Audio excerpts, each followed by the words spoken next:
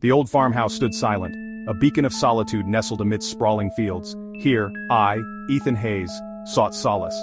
Aching for peace after years lost in the labyrinth of violence. My past was a haunting echo, a chilling symphony of screams and gunshots. I craved redemption, a chance to bury the ghost that clawed at my sanity.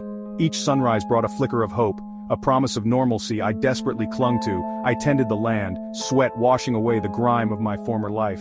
But tranquility felt like a fragile dream, one that could shatter with the slightest breeze. One cool evening as the sun dipped below the horizon, a shadow fell upon my doorstep. My blood ran cold. I knew this silhouette. It belonged to a ghost I couldn't outrun. Silas D'Angelo. A name whispered in fear, a man who ruled with an iron fist and a heart of ice. He was a reminder of the life I left behind, and the debt I thought I had paid in blood. "Ethan," Silas's voice, a gravelly baritone, sliced through the stillness. "You look like a man reborn." His words were laced with a sardonic amusement that sent shivers down my spine. He knew the peace I sought was a mere illusion.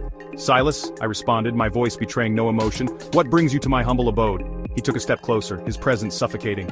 "The oath, Ethan. Remember? The blood oath. A pact made in desperation.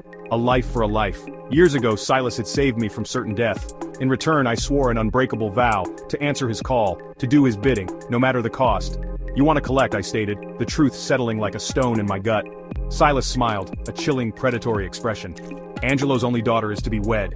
Her safety, her life rests in your hands." He laid out his terms. Eliminate a rival family vying for control. A simple task, a bloody task, one that shattered the fragile peace I had built.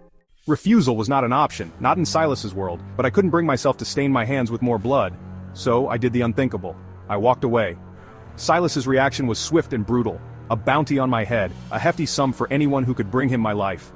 Friends became foes overnight, allies turned their backs, greed clouding their judgment. I was thrust into a deadly game of cat and mouse, hunted by mercenaries and assassins, each encounter a desperate fight for survival. Betrayal cut deeper than any bullet.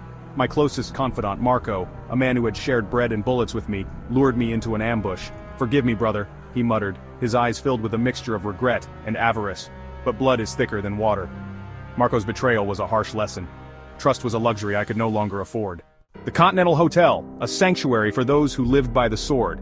A place where assassins found respite from the relentless pursuit of death. It was a long shot, but my only hope. The Continental operated under a strict code, no business conducted on its grounds. A rule enforced by its enigmatic manager, Winston. He was a man who commanded respect with a mere glance. Winston listened to my tale, his gaze unwavering. "You broke an oath, Mr. Hayes," he said, his voice measured and calm. "I chose not to kill," I countered, meeting his stare. He considered this for a moment. "The Continental offers sanctuary, not salvation." His words hung heavy in the air. I was granted temporary refuge, but my problems remained. The hunt would resume, and this time I would be ready.